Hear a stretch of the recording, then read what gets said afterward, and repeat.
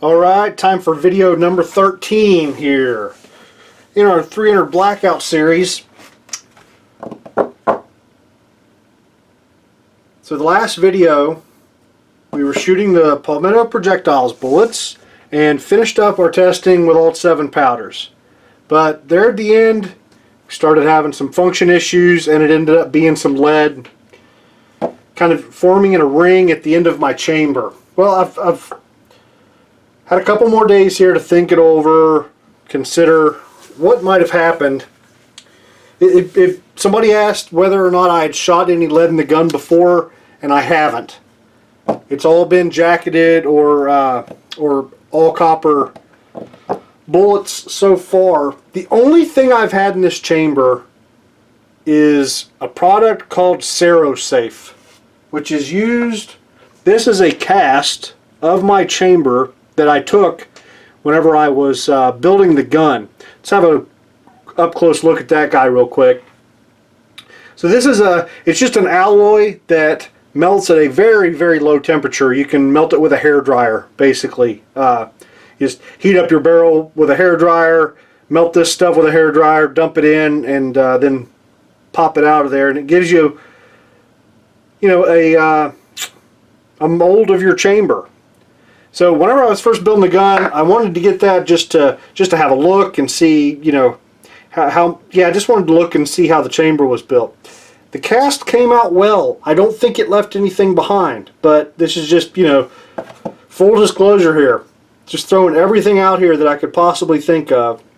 Plus we've shot a lot of jacketed bullets since then, since the gun was built. Well, I guess not a whole lot. Several hundred at least. So you'd think that that would have been blown out by now, but perhaps not. So we had 5 rounds left at the end of the last video. I pulled those bullets. So let's take a look at those guys, and you can see there isn't any distortion of the coating or anything. So I don't think this was a matter of not enough flare or too much crimp. So there's that. But if you remember in that video, the last one or the one before, I'm trying to recall, whenever I was first having so many issues remembering to flare the brass, there were some loaded with no flare. And we proved back a couple videos ago that not flaring the brass definitely causes exposed lead with these bullets. So maybe it was just those few that didn't get flared that laid down a good bit, and then a little bit more accumulation as we went along started causing issues. I don't know for sure. Well, we need more data, right? We need to shoot more. We need to shoot more bullets. We need to do more testing and just see if it happens again. And then if it happens again, we'll have a new scenario, a new set of facts to add into our accumulated data. So here, in this video, we are going to switch over to some of my own cast bullets. So let's take a quick look at those guys real quick.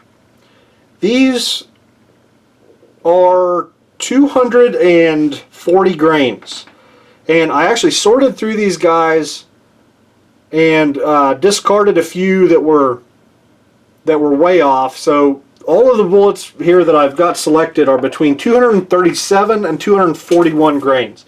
So a little more spread than what the Palmetto projectiles were. I tested, I weighed some of those, and it seems to be more in the 2.5-ish grain range, and this is 4. And it's just for me being a complete noob when it comes to bullet casting and just not doing a very good job yet. So these, but I at least got rid of any that had big voids or had major issues that would have caused a huge weight problem. So there's those guys. Now, what I did do ahead of time, so I've got a whole bunch of brass prepped. I took our brass, which is in really great shape, by the way. Like it is not getting banged around nearly as much as our supersonic testing earlier, where the brass was just really getting knocked around, and after a few firings it's really getting grungy. This stuff doesn't even look like it's been fired. I mean, some of them got some some love taps on the way out or whatever, but not nearly as bad as supersonic loads, which are apparently a whole lot more gas and a little more violent coming out of the gun. So these are in really good shape. I did go ahead and tumble them just so we get nice clean primer pockets and just clean brass. I did not trim them. I just basically just decapped them, tumbled them, and then resized them. So these guys are sized up and ready to go, and I deburred and chamfered the case mouth. So that's kind of where we're at. These guys are ready for flaring and then powder and bullets. And I went in and primed them as well with the same CCI number 41 primers we've been using. So these guys are ready to go. I don't know how to make this video not boring. I got a feeling it might be boring. I'm going to try and cram all 7 powders into this one video. So what I did, if it was hard to find data for bullets like in that 200 grain range, it's really hard to find data or anybody shooting 240-ish grain. There's some 230, jacketed data out there. This has been a bit of a mess. What I did, which is probably pretty dumb, but these are about 15% heavier than our 200. So I took our 1,050 feet per second charge weight from our 204 grain bullets and just knocked 15% off of it to see what I got. And the numbers were a little bit lower than what I've been seeing as far as so I think it's going to be still a little bit low. But what I'm going to do, but they were in the ballpark. They were in the general ballpark, and they don't look like, they're definitely not too high. If anything, they're a touch low. So I think I'm going to go ahead and use that 15% less number as a starting charge.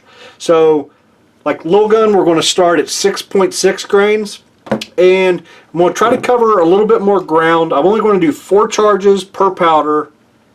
Three shot groups, 4 charges per powder, and I'm going to go 4/10 of a grain between charge weights, just so if we're really off, hopefully we'll get some more widespread data than last time where we were shooting 3/10. So we're going to start 6.6 grains with little gun, 7.7 grains of 296, 8.1 grains of 4227, 9.9 grains of 1680, 10.5 grains of Norma 200, 9.7 grains of Reloader 7, and 9.4 grains of 4198. And this time we're going to shoot them in order of burn rate from fastest to slowest. So the next step is for me to load them, and then I've just got to try to figure out some way to make this a little less boring than it possibly could be. These bullets are from an NOE mold. I use range scrap. I pick up scrap at the range, melt it down into lead ingots, and then just cast these bullets. So the mold is supposed to be 230 grains, so my alloy is clearly casting heavy. These were up around the 240 grain mark. No big deal. This lead comes from a range where it's a very good mix of rifle, pistol.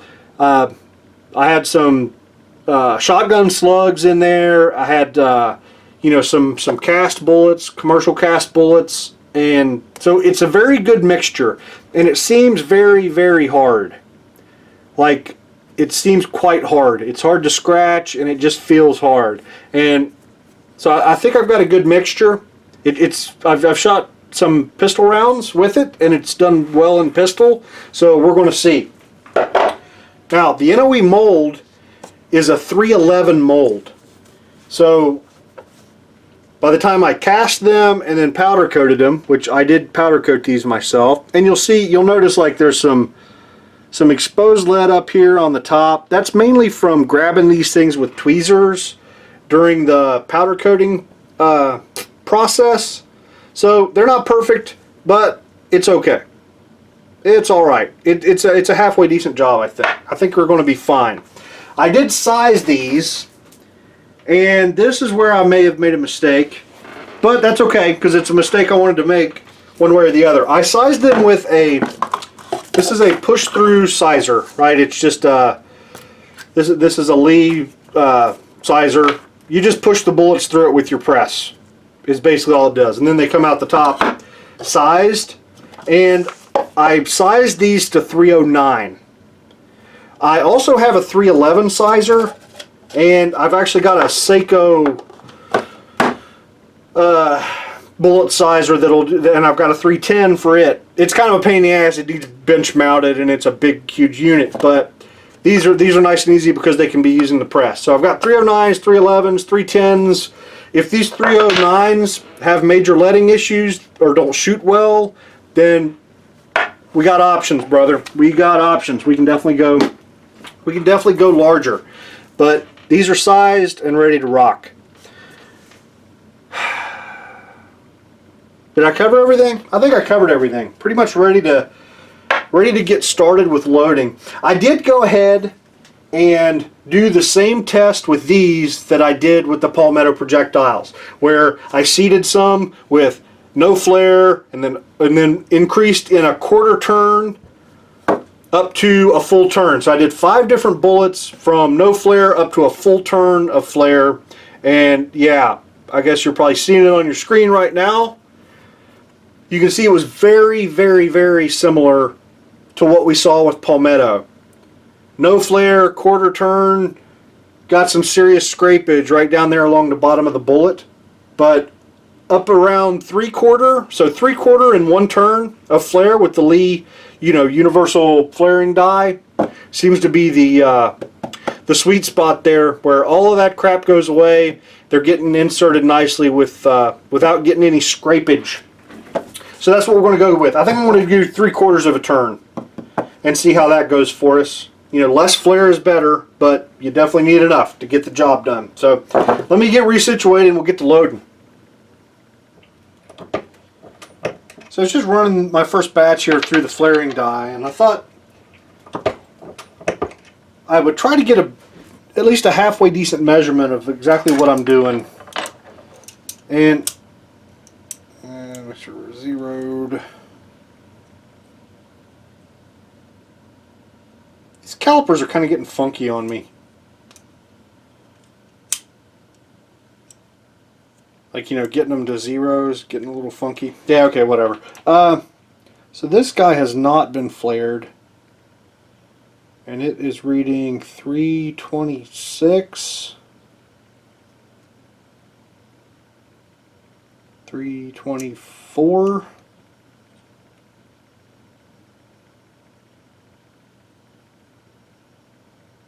325. Let's try another case.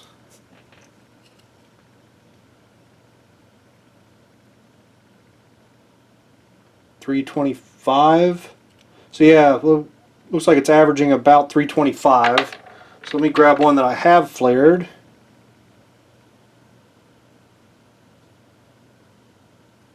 $330.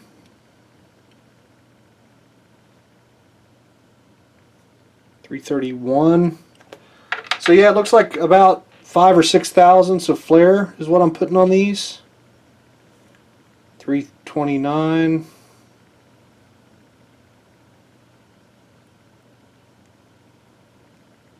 $330.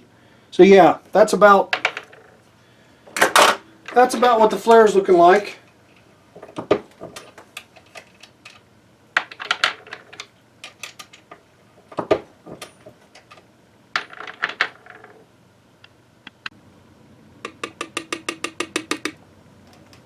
Alright, got our first group of 3 charges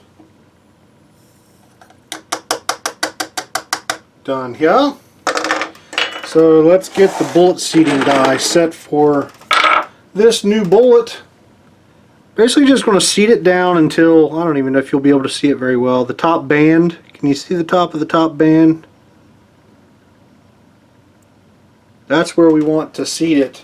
I was looking earlier, these will, the depth into the case is pretty similar to the Palmetto projectiles. It's a little bit deeper, but this is a flat base where, you know, this was had a little bit of a boat tail. So this is going to leave less case capacity, which is good, which is fine. We're dealing with itty bitty little charges. We're not worried about running out of case capacity for that. So to be honest, the more that the bullet takes up, the better. I've got the bullet seating die backed way out. So let's try and get this guy started.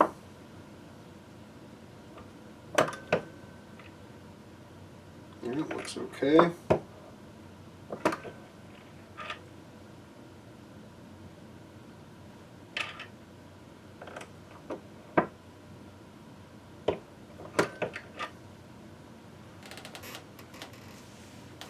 Still got a little ways to go. Top of that band is pretty subtle, so if you can't see it, that's, you know, yeah.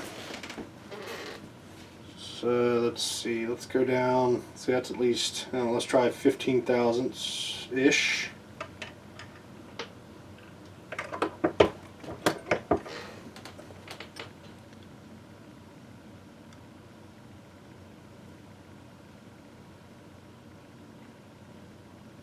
Almost there. Maybe another, let's just try 5 thousandths.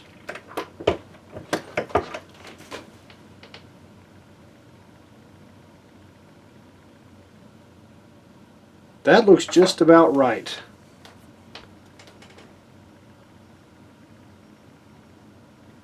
Yep, I no longer see the band, and then if, you know, we look down into there, that looks fine. So yep, let's go ahead and crimp it. Same crimp setting as last time.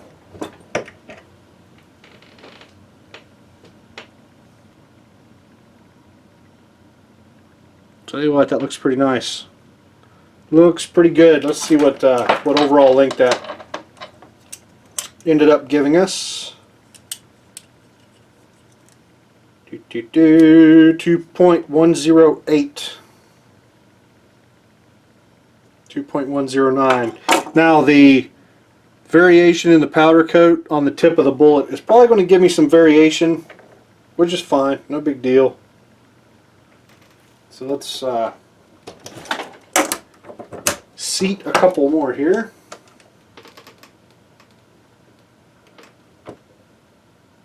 Yeah, the bullets are starting really nice. I'm not getting any weird hang-ups or anything like that.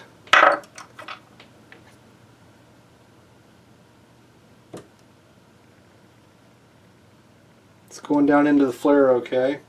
The palmettos were a little easier with that bow tail. You know, these flat base bullets are a little more wobbly, but that's no big deal. So let's see what our overall length variation is. 2.108, 2.109, and 2.108. Good to go. Alright, I'm going to move on to our next charge and keep on going.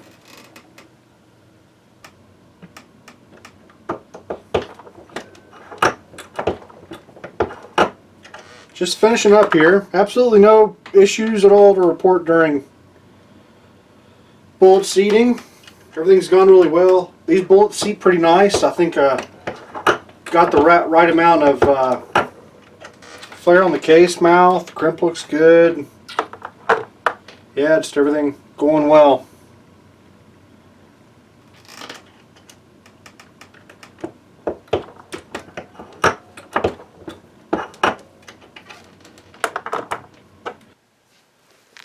Okay, first up is Lil Gun.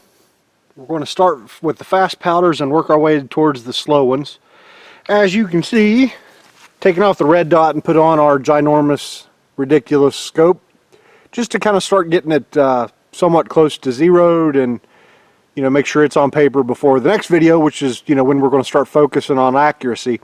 So let's get started.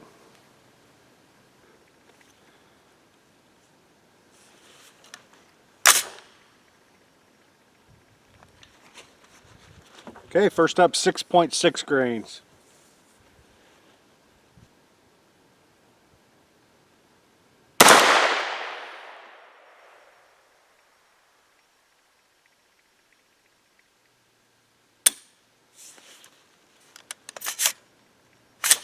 Okay, it did not feed the next round.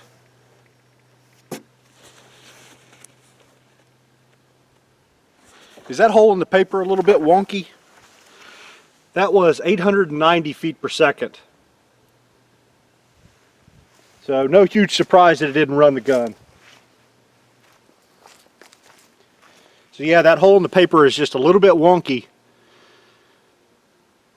I'm hoping it's just because I don't have the target pinned to the board very well. I might go grab some pins and tighten it up a little bit. But we'll shoot a couple more and see.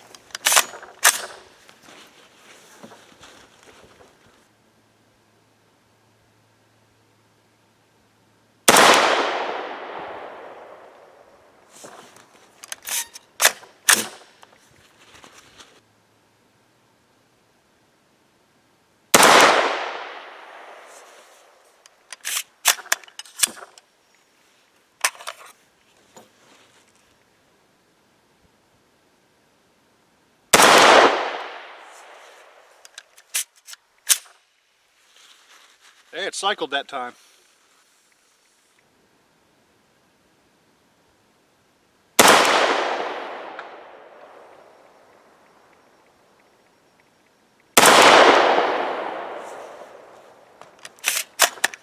Okay, didn't lock the bolt, but that's okay.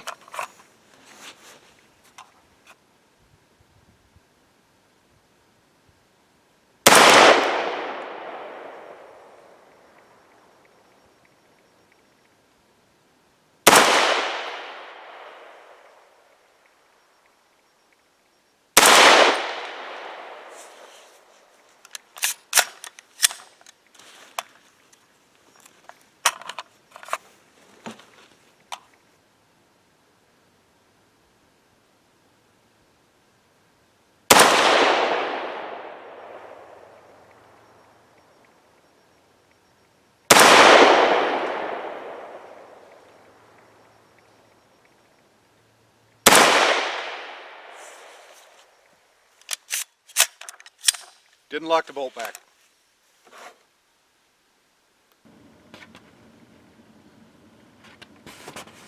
Yeah, see that little skid mark?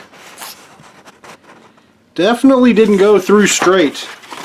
And there were a couple more that kind of did the same thing. Yeah, that last group there, pretty good example.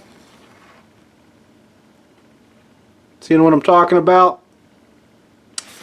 So, well, I think, so what I'm going to do, between each powder, we'll just come back here to the bench, talk about things, and see what's going on.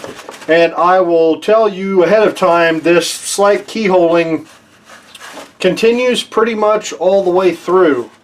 And I'm not going to freak out too much about this because I think it's just a function of sizing the bullets down to 309. I think 310, 311 would have been better. And I think that's going to clean those up. We're going to find out eventually. But first of all, little gun. Holy crap.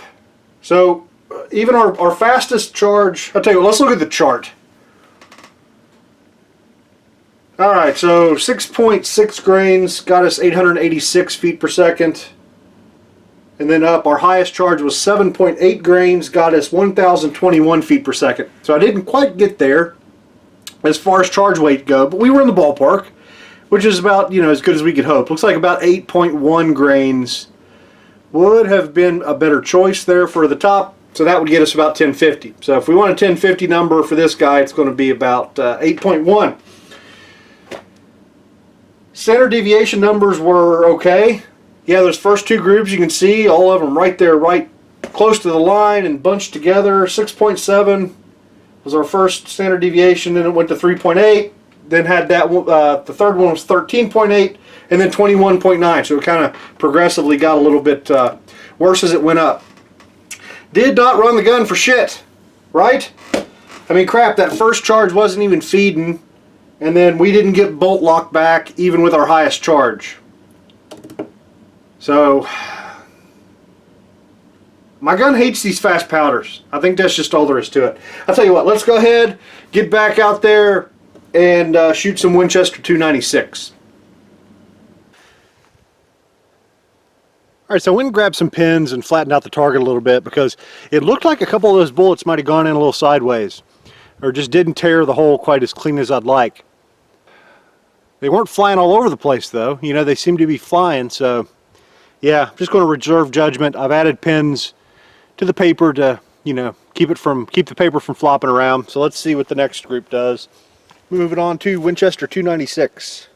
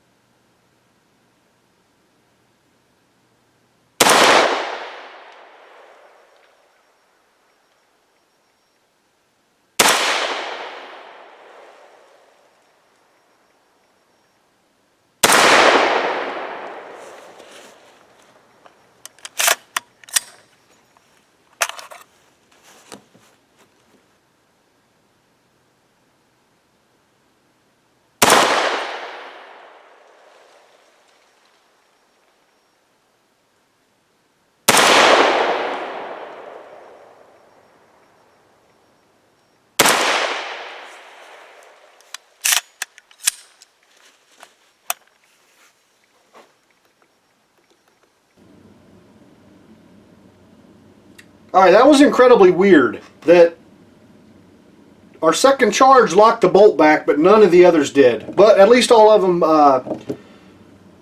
you know, fed the next round. One thing I forgot to mention, little gun. You know, the groups were all pretty good. A little under an inch. We were still shooting 20 yards here. I don't know if I mentioned that. 20, 25, somewhere in that ballpark.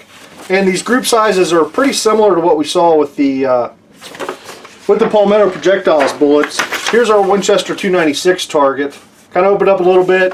Still had kind of the same just a little bit of wonkiness going through the paper, but not bad. And honestly, I'm surprised they shot as well as they did with the little bit of keyholing they were getting. But they did shoot pretty good. All right, let's look at the chart. Let's see. I should probably already have that up. There it is. Standard deviation number is not that awesome. You can see our lowest charge 7.7 grains. The average was 899, so right at 900 feet per second for 7.7 grains. And then our top charge of 8.9 grains got us up to 1,033 feet per second. So not quite 1050. Looks like 1050 would be right at 9 grains. So that's what we'll be using in the future. Very weird that it locked the bolt back on that one charge. What was 8.1 grains locked the bolt back, but none of the others did. Kind of weird, but it continues this whole theme of the fast powders just not running all that well in my gun. So let's get a little slower then. Here's IMR 4227.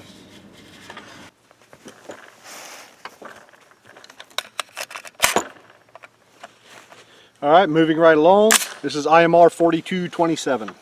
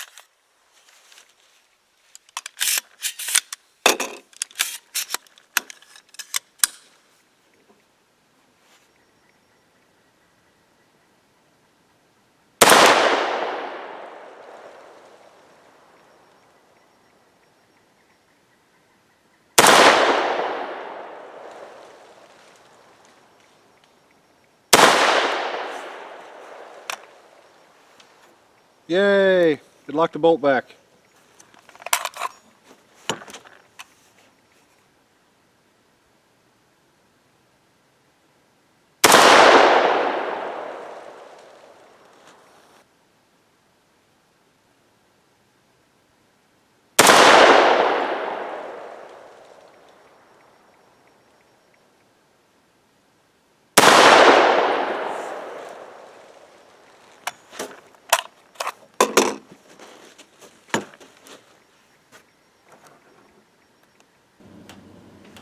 Getting better. Getting better. So that our third and fourth shots, ran the gun, locked the bolt back. Everything was good. Accuracy was about the same in that, one and a little bit. This has got accurate 1680 on it as well, which, if that gives you a little preview of what's to come, a little weird. But okay, but first of all, let's look at the IMR 4227 chart. We almost got to 1050. Our highest charge weight of 9.3 grains got us up to 1043 feet per second. And yeah, so it looks like 9.4 would have been just about right for 1050 feet per second. Standard deviation numbers, nothing to write home about. The top one, 1043, was best. They're all bunched right there together, 4.7 feet per second standard deviation. All right, now this, you guys wake up. Wake up. Accurate 1680 is about to shit the bed, so let's see that.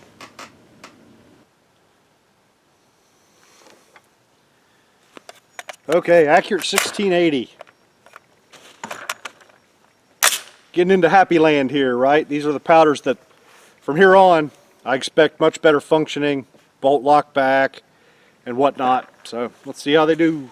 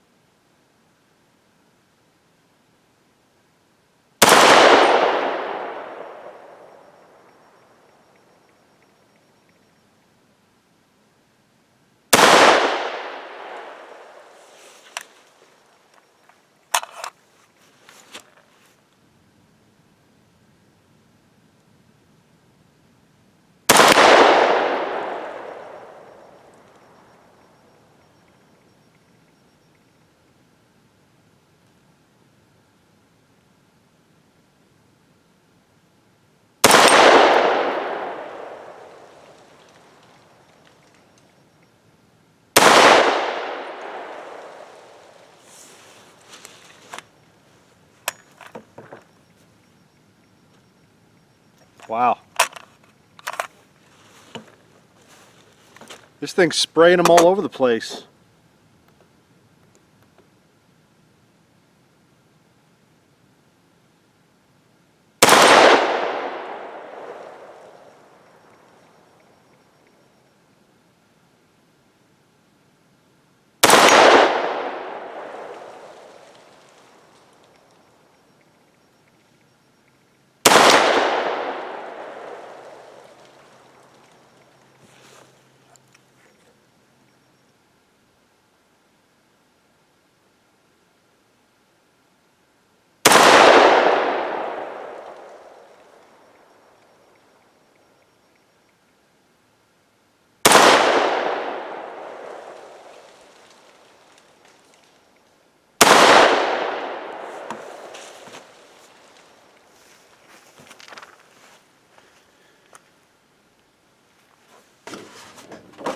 Yeah, just slinging them all over the place. There you go. That's the worst keyhole of the day. That guy went in there nice and sideways. Accurate 1680 hated these bullets. Absolutely freaking hated them. Hopefully that changes once we size them up a little bit bigger. But this was the only powder that did this, and it just absolutely slung them to hell and back. So let's look at the chart. That one guy, like that one high shot there at 11.1 grains of charge weight. Kind of screwed up the standard deviation on that last group, but the others were fine. Pretty consistent velocities. So, and this is the first one we actually did get to 1050. We were a little bit beyond 1050. We were at 1063. So it looks like, yeah, 11 or 11.9 or 10.9 is going to be our number for 1,050 feet per second. So let's see, what the heck is next? Next is Norma 200.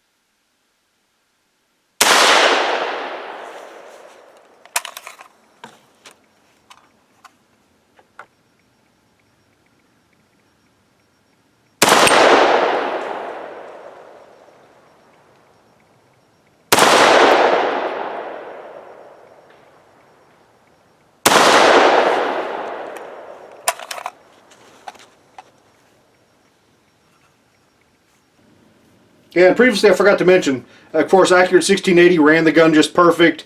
Norma 200 here ran the gun just perfect. So my setup just likes the slower powders. You know, when we're talking about shooting with no suppressor, these slower powders just run the gun a hell of a lot better. Yeah, so Norma 200 shot okay. Maybe a little bigger groups than the other powders had shown. But the really nasty part is on the chart. Yeah, look at that dude. Crazy velocity spread. Like, what is that one dude up there doing? 11.3 grains, and it was just barely over 900 feet per second, while the others were 1050. If you recall, we saw the same thing with the palmetto projectiles. Tell you what, can we squeeze both charts on there?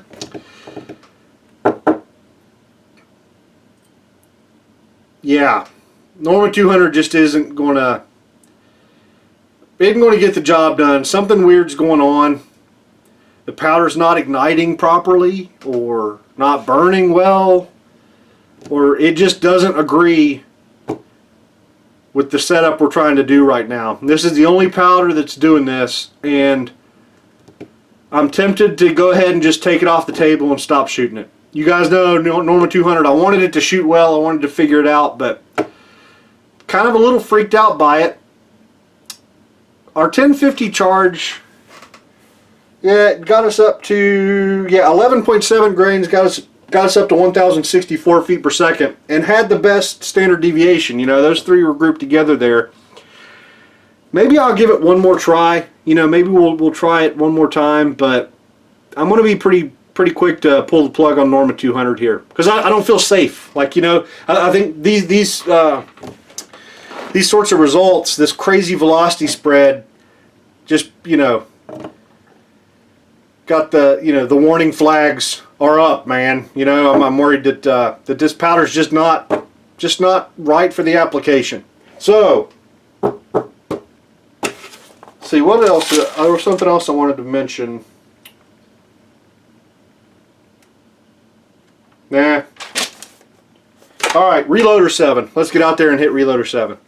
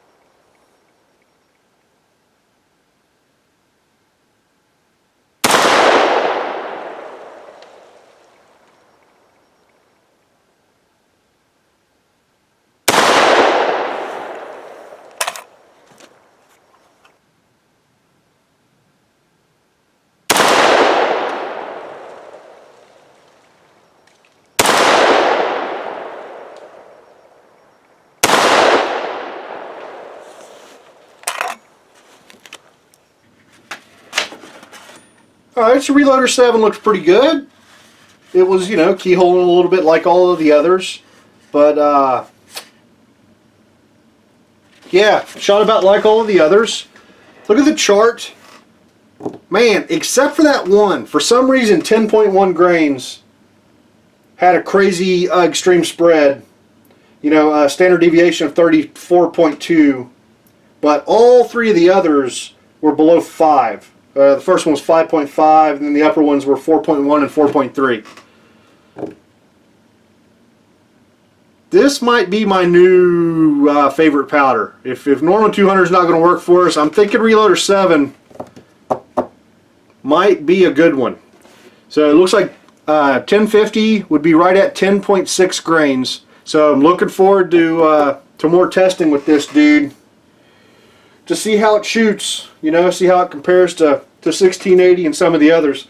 Alright, so let's move on. Last powder was IMR 4198.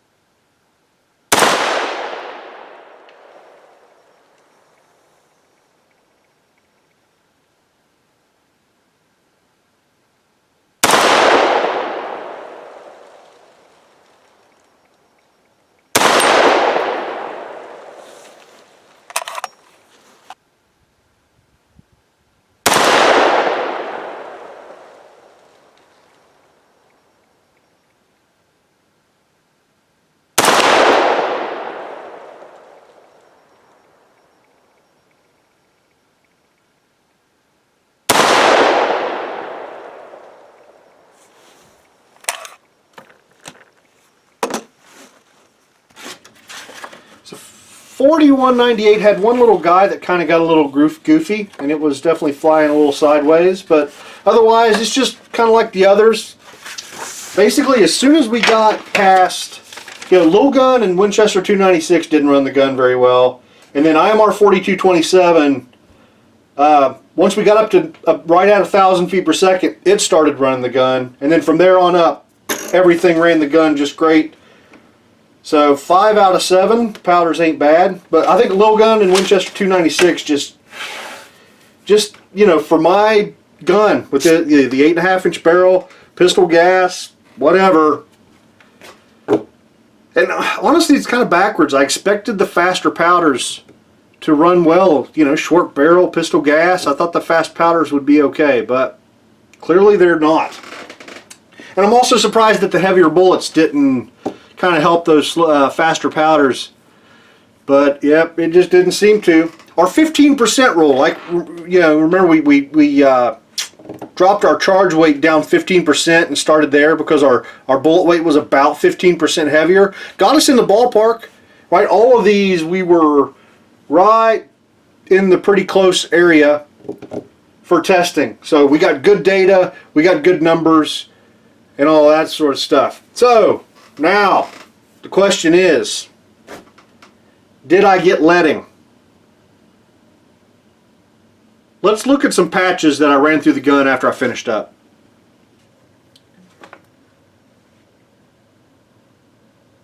Okay, here are the first few patches through the gun. This was the first. You can see some bits of sparkly lead on there. Second, same deal. Got a couple little chunks there, it looks like.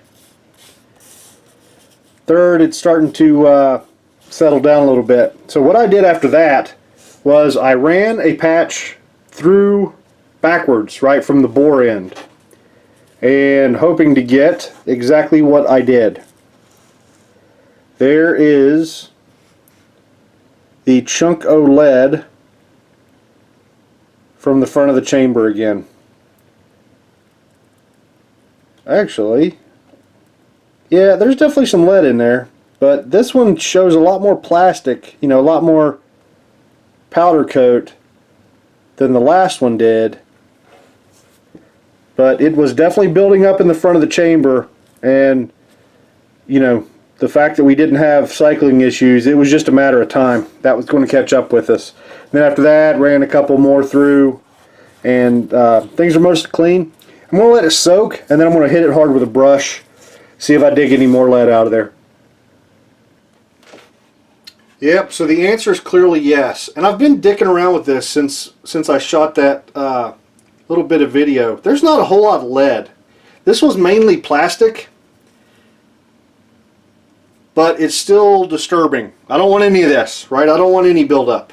And I have read more godforsaken forum threads on this than I could shake a stick at, because the problem, I found people complaining about the exact same thing, and I never found a single good solution or a person that reported a fix or an explanation that was to my liking.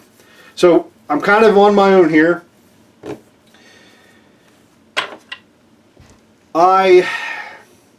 One thing a couple people mentioned, and a lot of it was like, I think it was like 38 special and 357 mag, and the amount of chamber that was forward of the case mouth, and a lot of people talking about that, and in some bench rest talk, there were several guys who mentioned that they just run their brass longer.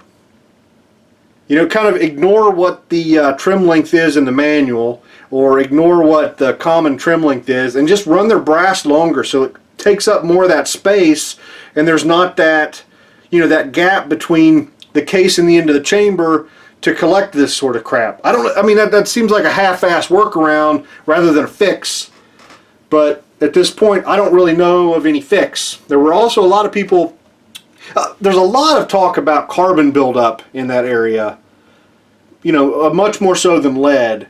And you know, a lot of people talked about once that area gets dirty, it's much more likely to accumulate. So, you know, a lot of people talking about like, JB bore,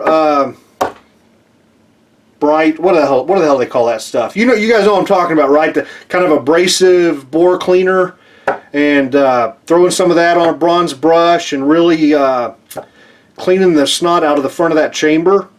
That might be something I need to do. Maybe I've got carbon built up in there some, and I'm not getting it out with my normal cleaning methods, and it's picking up lead and plastic and junk as we go along. I don't know. I don't have a bore scope, and I don't really even know where I can get quick access to one. So that's kind of what I need to do. I need to either get a bore scope, or yeah, try cleaning. So I'm still at a loss, but I'm almost kind of glad I saw it with these bullets, so that I know it's probably something with my gun, and it doesn't have anything to do with, you know, the Palmetto bullets or anything like that. So I need to do some thinking. I just need to do some thinking. But overall, I'm happy. I want to try bigger bullets. I want to try some more stuff to maybe get rid of our leading issue. I didn't see any other major leading. Well, you saw the patches. That's a lot more lead than I'd like to see on patches from, what was this, about 90 shots. But these small bullets, these bullets sized to 309, I kind of expected it a little bit. You know, I think whenever we size these guys up to 311, better bore fit, hopefully that'll get rid of some of that barrel leading.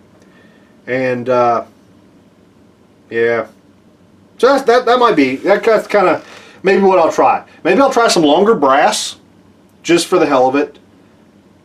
Maybe I'll try you know, a little bit of abrasive cleaners in my chamber just to make sure that guy's down to bare metal. and try some bigger bullets. Try some 311. Some of these guys sized up to 311 maybe, because I've got my numbers. You know, I've got the powders blueprinted for the 2 bullets we wanted to do, but I'm not really ready to go start accuracy testing. I need to get my gun running better. I need to get it running without leading before we go into that. So that's probably going to be the next video, and it should be coming soon. So, yep, I'll see you guys next time.